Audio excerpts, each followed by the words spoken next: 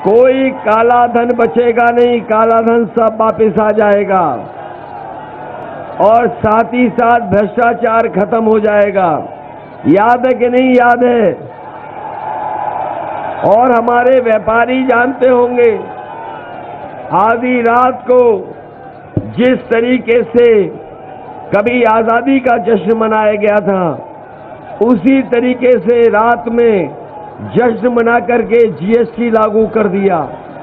और जीएसटी लागू होने से कुछ उद्योगपतियों को तो फायदा हुआ, लेकिन हमारे आम कारोबारी, उद्योग चलाने वाले, छोटा मोटा कारोबार चलाने वाले, उन सबको इन्होंने बर्बाद करने का काम किया। न केवल ये याद करना है, बल्कि याद कीजिए, यही बीजेपी के लोगों ने कहा था कि हवाई चप्पल पहनने वाला हवाई जहाज में उड़ेगा। याद है कि नहीं याद है? लेकिन जैसे ही ये सत्ता में आए, बताओ हवाई जहाज बेच दिए कि नहीं बेच दिए? और हवाई जहाज जहां खड़े होते हैं वो हवाई अड्डे बेच दिए कि नहीं बेच दिए?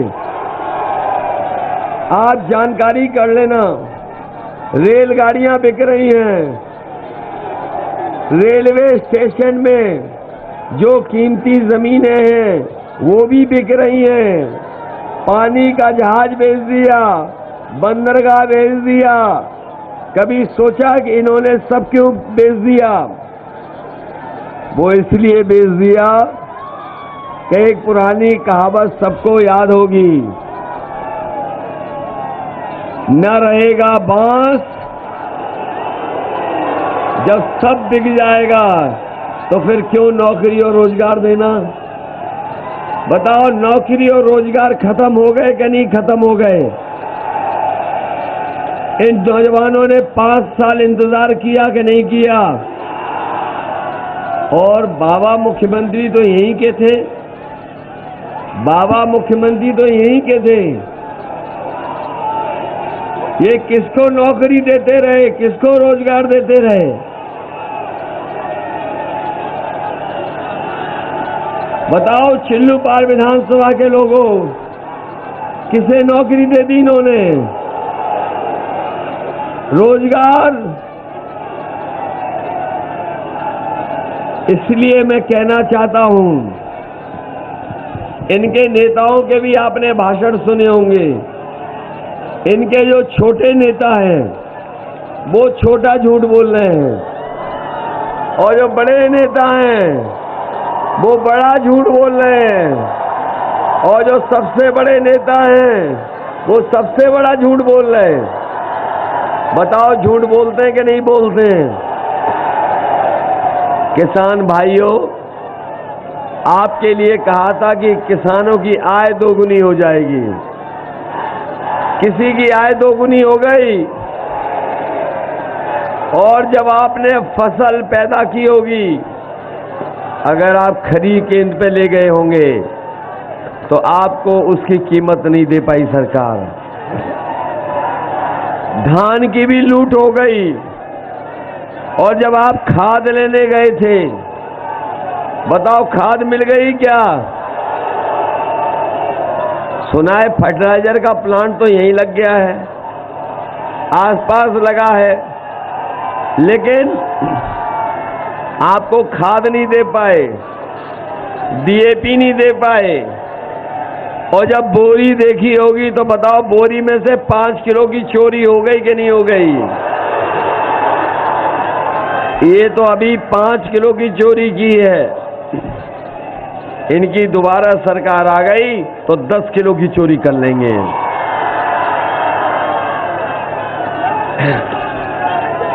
इसलिए सावधान हो कि नहीं सावधान? हमारे नौजवानों, मैं देख रहा हूं कई लोगों के हाथ में स्मार्टफोन हमें दिखाई दे रहे हैं। जिधर देखता हूं उधर मुझे थोड़े थोड़े स्मार्टफोन दिखाई दे रहे हैं। ये वही स्मार्टफोन तो नहीं जो बाबा जी ने दिए हैं? बाबा जी तो कह रहे थे हमने 1 करोड़ दे दिए, उन्होंने कहा लैपटॉप भी दे देंगे। लैपटॉप मिला किसी को? और आपको देते भी क्यों? क्योंकि बाबा जी खुद चलाना नहीं जानते और उनकी एक तस्वीर देखी होगी आपने जिसमें वो खुद पूरब देख रहे हैं और जनता पश्चिम देख रही है।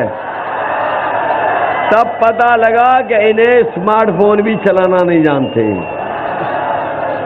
जो आज के जमाने में कंप्यूटर की और मोबाइल की अहमियत को न समझते हो, उसकी जरूरत को न समझते हो, तो बताओ उत्तर प्रदेश को कैसे आगे लेके जाएंगे।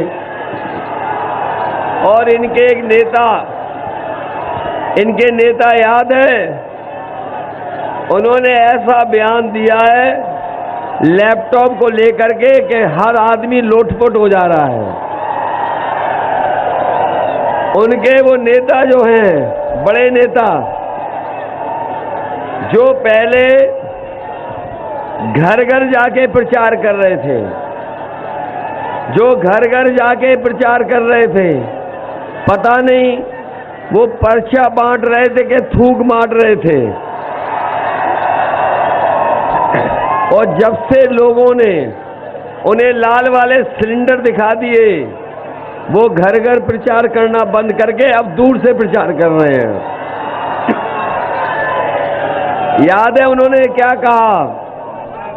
उन्होंने कहा कि जो इंटर करने के बाद 12वां पढ़ेंगे हम उन्हें लैपटॉप देंगे। अरे शुक्र है इस बात का कि उन्होंने ये नहीं कहा कि 12वें के बाद जो 10वें में पढ़ने जाएंगे उन्हें हम लैपटॉप देंगे। कैसे लोग हैं, क्या बोल रहे हैं। और पहले चरण, दूसरे चरण, तीसरे, चौथे, और आज जहां वोट पड़ रहा है 5वें चरण में, वहां की जनता ने तो मन बना लिया है कि बाबा जी को गोरखपुर भेज देंगे, यहीं मठ में भेज देंगे। बताओ मठ में भेजोगे उन्हें कि नहीं भेजोगे? और हम परिवार वाले लोग हैं, परिवार वाले ये भी हैं, परिवार है, डॉक्टर साहब का भी परिवार है, हमारा भी परिवार है। ये परिवार वाले हम इनको राय देना चाहते हैं जो घर वापस आ रहे अपने, कि जब घर आओ परिवार वाले हमेशा अपने घर परिवार के लोगों के लिए कुछ न कुछ लेकर के आते हैं। कभी मिठाई, खाने पीने का सामान, कपड़ा, खिलौना। इसलिए हम बाबा जी से कहना चाहते हैं कि जब वापस घर आ रहे हो तो अपने गुल्लू के लिए बिस्कुट लेते आना।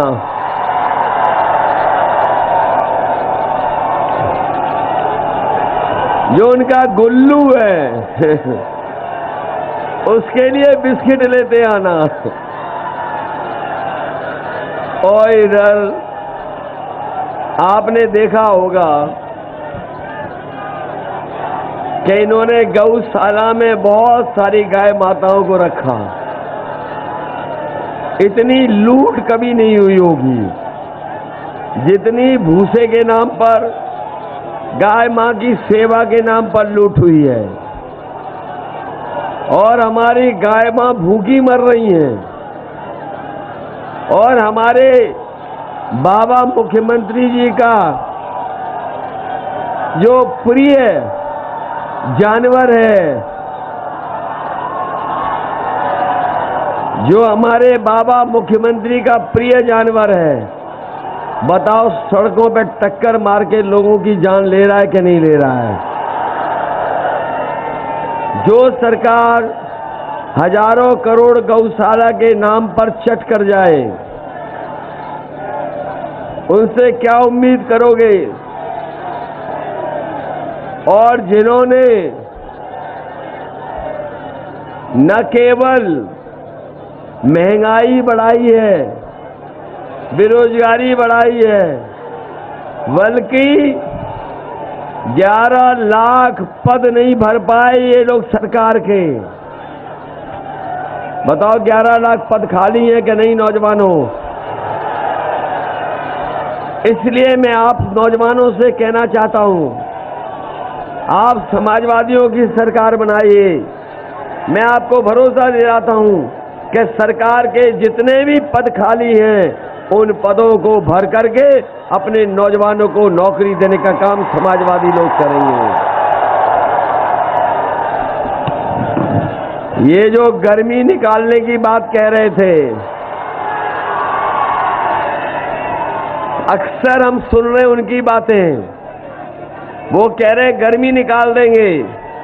हम उन्हें कहना चाहते हैं समाजवादी सरकार बनेगी तो हम नौजवानों के लिए भर्ती निकालेंगे और पुलिस में भी नौकरी निकालेंगे। बताओ भर्ती बंद है कि नहीं है? हमारे नौजवान मेहनत करके, भाग करके, दौड़ करके जो सुबह सुबह दौड़ लगाते हैं, वो तैयारी कर रहे थे भर्ती की, लेकिन इस सरकार ने 3 साल भर्ती नहीं की, हमारे नौजवान वर्दी नहीं पहन पाए हैं। इसलिए गर्मी निकालने वालों को हम कह के जा रहे हैं, समाजवादी सरकार बनेगी तो फौज में और पुलिस में नौकरी निकाल करके अपने नौजवानों को वर्दी पहनाने का काम करेंगे। न केवल 11 लाख फौज पुलिस, बल्कि बीएड टीटी वाले जानते होंगे, बीएड टेट वाले, बीएड टेट वाले जानते होंगे कि समाजवादियों ने तय कर लिया है कि आपको समायोजित करने का काम समाजवादी सरकार में होगा। ये हमारे बीपीएड वाले भी जानते होंगे कि इनकी मदद के लिए सुप्रीम कोर्ट तक मदद कर रहे थे। याद है कि नहीं याद है? इसलिए सरकार बनेगी तो इन बीपीएड वालों की भी मदद करने का काम समाजवादी पार्टी करेगी। बीपीएड वालों को रोजगार सेवक, ये हमारे लगातार मांग कर रहे हैं कि इनकी भी समस्या का समाधान हो। अनुदेशक हैं, जहां जहां मिल रहे अनुदेशक, हमने उनसे कहा है रोजगार सेवक और अनुदेशकों का सम्मान करना और उनकी मांगों का मानने का काम समाजवादी सरकार में होगा। ये उत्तर प्रदेश के 2013 वाली भर्ती, इनके साथ भेदभाव हुआ था। याद है वही लोग हो जिनके साथ भेदभाव हुआ था? आप लोगों का नाम सूची में आ गया था और सूची में आने के बाद यही बाबा मुख्यमंत्री ने सूची बदल करके इनकी नौकरी छीनने का काम किया था। जब इनके साथी मिले थे तब भी मैंने कहा कि आप लोगों की कोई मदद कर सकता है तो वो समाजवादी पार्टी, इसलिए समय आ गया है। आपने 5 साल इंतजार किया है और इंतजार तो नहीं करोगे? और इंतजार तो नहीं करना चाहते? आपके लिए समस्या का समाधान कोई कर सकता है तो समाजवादी सरकार, क्योंकि समाजवादियों ने आपको नौकरी देने की बात की थी। इधर हमारे बाबा जी हमारे बारे में कहते हैं कि हम 12 बजे सो के उठते हैं। जब से उन्होंने 12 बजे उठने की बात कही है, हम भी आजकल उनके घर पे नजर रखे हुए हैं। और हमारे प्रत्याशी जी जानते होंगे, विनय शंकर तिवारी जी, कि उनका घर हमारा घर एक ही दीवार है। और आजकल मैं जब शाम को उधर देखता हूं तो धुआं उड़ता हुआ नजर आता है। और अभी कोई अधिकारी बता रहा है कि अब अचानक रात में उठ जाते हैं, रात में उठ करके मांगने लगते हैं। और कुछ दिन पहले पुताई वालों को मैंने जाते देखा, पुताई करने वालों को। मैंने पूछा कहाँ जा रहे हो पुताई वालों? तो बोले कि मुख्यमंत्री आवास में जो धुएं के काले धब्बे लग गए हैं उनको मिटाने जा रहे हैं। इसलिए नौजवान साथियों, ये जो नौकरी रोजगार छीने गए हैं, बड़े बड़े सपने दिखाए गए। याद है लखनऊ में उद्योगपति बुलाए गए थे और उद्योगपतियों को बुला के ये कहा गया कि उत्तर प्रदेश में कारखाने लगाओ, उद्योग लगाओ। 5 लाख करोड़ के समझौते हुए कि उत्तर प्रदेश में कारखाने उद्योग लगेंगे 5 लाख करोड़ के। लेकिन बताओ हमारे गोरखपुर के हमारे नौजवान साथियों, अगर किसी को उन कारखानों में नौकरी और रोजगार मिला हो तो बता दो आप।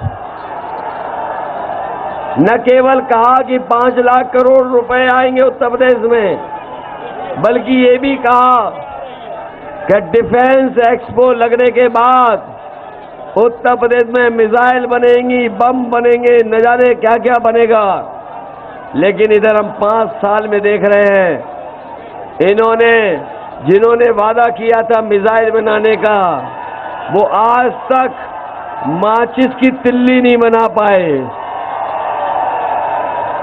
अगर माचिस की तिल्ली बनाई हो तो बता दें हमें। इसलिए इस चुनाव में मैं आपसे निवेदन करने आया हूं, अपील करने आया हूं। ये चुनाव देश का सबसे बड़ा चुनाव होने जा रहा है। ये बात आप मानते हो कि नहीं मानते हो? ये देश का सबसे बड़ा चुनाव है और न केवल खुशहाली के लिए चुनाव है, बल्कि ये चुनाव ऐसा भी है कि हमें और आपको मिलकर के अपना लोकतंत्र भी बचाना है। लोकतंत्र के साथ साथ बाबा साहब भीमराव अम्बेडकर जी ने जो संविधान दिया है, उस संविधान को बचाने का भी ये चुनाव है। बताओ लोकतंत्र और संविधान बचाओगे कि नहीं बचाओगे? और ये लोग कभी कभी हमारे और आपके बीच में खाई पैदा करते हैं, दूरियां पैदा कर देते हैं। कभी कहते हैं कि एक ही लोग हैं जो मलाई खाने जा रहे हैं, कभी आरोप लगाते हैं, कभी खबरें बनवाते हैं। इसलिए हम आपसे कहना चाहते हैं, समाजवादी सरकार बनेगी तो सरकार का सबसे बड़ा पहला फैसला होगा कि उत्तर प्रदेश में हमारे पिछड़े, दलित और जितने लोग हैं उनकी जाति जनगणना हो जाए और जाति जनगणना हो करके आबादी के हिसाब से हक और सम्मान मिल जाए। ये सबसे बड़ा फैसला लेने का काम समाजवादी लोग करेंगे। इधर बाबा जी ने कहा कि हम न जाने कौन कौन सा विकास करने जा रहे हैं। बताओ हमारे मजदूरों को पैदल पैदल आना पड़ा, घर के नहीं आना पड़ा। कोरोना में दवाई और बिस्तर, और ये सरकार ऑक्सीजन भी नहीं दे पाई। जो अगर ऑक्सीजन दे देती सरकार तो हमारे बहुत सारे गरीबों की जान बच जाती। आज जो गोरखपुर में एम्स बन भी रहा है, उसको बनाने के लिए अगर किसी ने जमीन दी थी तो समाजवादी लोगों ने जमीन देने का काम किया था। मेडिकल कॉलेज में 500 बेड का अस्पताल बनाया, 200 बेड का जैपनीज इंसेफ्लाइटिस के लिए बेड तैयार किए। लेकिन 5 साल में जो सुविधाएं हो जानी चाहिए थी, वो सुविधाएं ये सरकार नहीं दे पाई। इसलिए मैं आपको गरीबों को भरोसा दिला के जा रहा हूं, समाजवादी सरकार बनेगी तो हमें एम्बुलेंस की संख्या दुगनी करनी पड़े, तो एम्बुलेंस की संख्या दुगनी कर करके किसी भी अस्पताल में, सरकारी अस्पताल में, एम्स में और चाहे मेडिकल कॉलेज में गरीब का इलाज होगा तो उसको कोई पैसा नहीं देना पड़ेगा। ये समाजवादी लोग इंतजाम करेंगे जी। ये भरोसा है कि नहीं है? और एम्बुलेंस बर्बाद कर दी कि नहीं कर दी। पहले 100 नंबर थी तो गाड़ी अच्छी चल रही थी, लेकिन जब से 112 पुलिस हुई, पुलिस भी कबाड़ा हो गई। कबाड़ा हो गई कि नहीं हो गई। ये हमारा बाढ़ का क्षेत्र है, हर साल बाढ़ आती है, हर साल बाढ़ से मुकाबला करना पड़ता है। खेती से लेकर के घर मकान जानवर सबका नुकसान होता है। इसलिए समाजवादी पार्टी आपको कह के जा रही है, समाजवादी सरकार बनेगी तो बेरिया सराय वाला बंदा अगर बनाना पड़ेगा और ठीक करना पड़ेगा तो बाढ़ से राहत देने के लिए बंदे को ठीक करने का काम समाजवादी सरकार में होगा। वहीं हमारे खंडेश्वरी से कोल खास तक अगर बंदे को ठीक करना पड़ेगा तो इस बंदे को भी ठीक करने का काम समाजवादी सरकार में होगा। और हम तो कहेंगे कि जहां पर नेपाल में बड़े पैमाने पर पानी आता है, अगर हमारे संबंध अच्छे हो जाएं और अगर नेपाल तैयार हो जाए तो कहीं न कहीं बहुत सारे बिजली बनाने के प्लांट लगाए जा सकते हैं, जिससे कि न केवल बाढ़ पे नियंत्रण होगा बल्कि नेपाल को भी बिजली से फायदा होगा, भारत को भी फायदा होगा और जो कारखाना लगाएगा कहीं न कहीं उसको व्यापार करने का मौका मिलेगा। इसलिए समाजवादी सरकार बनेगी जहां हमने बड़े बड़े कोयले से बिजली बनाने वाले कारखाने लगाए थे, जिसकी वजह से आज बिजली बन रही है। ये जो बिजली मिल भी रही है, ये कोई बाबा जी ने बनाई हुई बिजली नहीं दी है, ये समाजवादियों की सरकार में जो बिजली के कारखाने बने थे उसी की वजह से आज बिजली उपलब्ध है। और अगर इन्होंने बिजली के कारखाने बनाए होते तो कम से कम गोरखपुर के लोगों ने उनके मुंह से बिजली के कारखाने का नाम तो सुना होता। बताओ, बाबा मुख्यमंत्री ने अगर एक भी बार बिजली के कारखाने का नाम अपने मुंह से बोला हो तो बता दो। और हम तो दावा करते हैं कि जो 5 साल में नहीं रट पाए बिजली का कारखाने, वो कभी नहीं रट पाएंगे बिजली के कारखाने का नाम। बताओ पत्रकार साथियों, उन्होंने कभी अपने मुंह से कहा हो कि 3x660 super critical thermal plant? बताओ कभी बाबा मुख्यमंत्री जी ने कहा हो तो बता दो। मैं जानता हूं कि बाबा मुख्यमंत्री कह नहीं सकते हैं, अगर उन्होंने बनाया होता तो शायद एक बार को वो कह सकते थे। इसलिए जो बिजली आज मिल भी रही है ये समाजवादियों की देन है। मैं आपको भरोसा दिला के जा रहा हूं, समाजवादी सरकार बनेगी तो 300 यूनिट फ्री बिजली मिलेगी, आपको उसका बिल नहीं देना पड़ेगा। और हमारे किसानों के लिए सिंचाई माफ होगी, वो भी आपको बिल नहीं देना पड़ेगा किसानों को। मुझे याद है कि जब से बुंदेलखंड की, मुझे याद है कि बुंदेलखंड में कभी बुंदेलों के समय तालाब बने थे, वहां पर कई नदियां बहुत पुरानी थी, उनका धार्मिक सांस्कृतिक और हमारा बहुत सारी संस्कृति में उनके बारे में जानकारी थी। न तालाब खुदे थे, न वो नदियां कभी साफ हुई थी। अगर आपके बाढ़ से राहत दिलाने के लिए अगर नदियों की डीसिल्टिंग करानी पड़ी साइंटिफिक तरीके से, तो नदियों की डीसिल्टिंग साइंटिफिक तरीके से करा करके आपकी नदियों का पानी निकल जाए, नालों से पानी निकल जाए, वो भी इंतजाम समाजवादी सरकार में करने का काम करेंगे। हमारे कर्मचारियों की बहुत पुरानी मांग रही, हमारे कर्मचारियों की बहुत पुरानी मांग रही कि पुरानी पेंशन बहाल हो। समाजवादी सरकार में मैं कह के जा रहा हूं, सरकार बनेगी तो पुरानी पेंशन को बहाल कर करके अपने कर्मचारियों को सुविधा देने का काम करेंगे। मैं इस मौके पर आप सबका धन्यवाद देना चाहता हूं। बताओ, बीजेपी के लोगों की भाषा बदल गई कि नहीं बदल गई? इनके भाषण सुने कि नहीं सुने?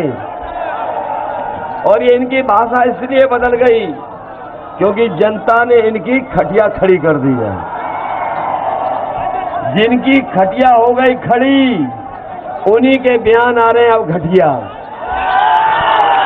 और इनके विधायकों को नहीं देखा जो चुनाव लड़ने जा रहे हैं? कोई दंडवत प्रणाम कर रहा है, जनता के चरणों में गिर पड़ रहा है। कोई जनता से माफी मांगने के लिए कान पकड़ करके उठक बैठक लगा रहा है। और अभी सुनने में आया है कि एक बीजेपी का विधायक जनता की तेल मालिश कर रहा है कि वोट मिल जाए उसको। मैं आपसे कह के जा रहा हूं, मैंने पहले चरण में भी कहा और आज छठवें चरण के हम अपने किसान नौजवानों को कहना चाहता हूं, बीजेपी ने जिस तरीके से काले कानून लागू किए थे और काले कानूनों की वजह से हमारे 700 किसान शहीद हो गए, मैं ये कहना चाहता हूं। और जो किसानों ने अंत संकल्प लिया है, उन्होंने फैसला ले लिया है किसानों ने कि अगर बीजेपी के प्रत्याशी आएंगे और 700 बार भी कान पकड़ करके उठक बैठक लगाएंगे, तब भी यहाँ का किसान और नौजवान उन्हें माफ करने वाला नहीं है। बताओ किसान भाइयों, माफ करोगे? इस चुनाव में इनको साफ कर देना। साफ करोगे कि नहीं साफ करोगे? और इनके नेता आजकल ABCD सिखा रहे हैं। A फॉर ये, B फॉर ये, N फॉर ये, Z फॉर ये बहुत अंग्रेजी सिखा रहे थे। तो मैंने भी उनसे कहा कि अगर आप अंग्रेजी सिखा रहे हो तो हम आपको हिंदी सिखाना चाहते हैं। और हिंदी सिखाने में मैंने कहा कि काका गए हैं तो बाबा भी जाएंगे, इन्हें कोई रोक नहीं पाएगा। काका का मतलब हमारे पत्रकार साथियों काले कानून। अगर काले कानून गए हैं तो बाबा भी चले जाएंगे। इधर एक गाना बहुत सुना होगा आपने, यूपी में काबा। ये सुन लिया सबने कि नहीं सुन लिया? इसका मतलब यूपी में काबा, बाय बाय बाबा बा। बोलो बाय बाय कर दोगे बाबा जी को कि नहीं? इसलिए मदद करिए। और मैं आपको भरोसा दिलाता हूं कि समाजवादी सरकार में काम होता है और रोजगार मिलते हैं। बीपीएड वालों, तुम्हारी उम्र खत्म हो जाएगी अगर समाजवादियों की सरकार नहीं आई तो। ये बूढ़े हो गए हैं, बताओ क्या सिखाएंगे बच्चों को? इसलिए आप अपना बूथ, अपना गांव, हमारी मदद करिए। मदद करोगे कि नहीं करोगे? बताओ। ये बीएड और टेट वाले लोग और इंतजार तो नहीं करोगे? 5 साल इंतजार तो नहीं करोगे? और ये 69,000 वाले, 97,000 वालों, कहीं आप इंतजार तो नहीं कर रहे हो? ये मैं देख रहा हूं अपनी दीवारों पर, ये जितने हमें दिखाई दे रहे हैं, ये सब नीली जींस पहने हुए हैं।